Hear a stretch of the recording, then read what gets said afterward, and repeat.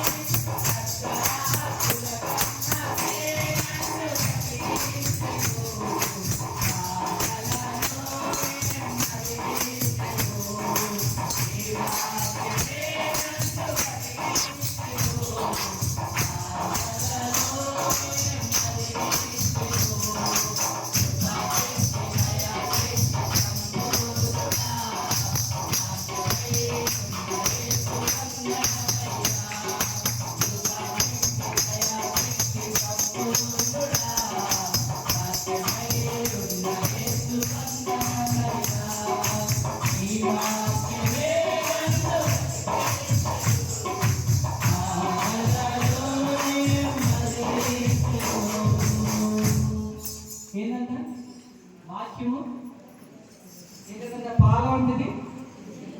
పాలు అంటే పిల్లలు ఏ విధంగా తీసుకొస్తారు? ఇక్కడ గేదెలు ఉన్నాయి అనుకోండి, పల్లెటూరే కదా, చాలా ఆకలి ఉదయాన్నే నానో అమ్మో గేదె కాడ పాలు పిసుకుతూ ఉన్న సమయంలో ఆ బాబు పాప ఎంత తీసుకొని వస్తారు? వాళ్ళ ఆశ ఏంటంటే త్వరగా రాగాలి.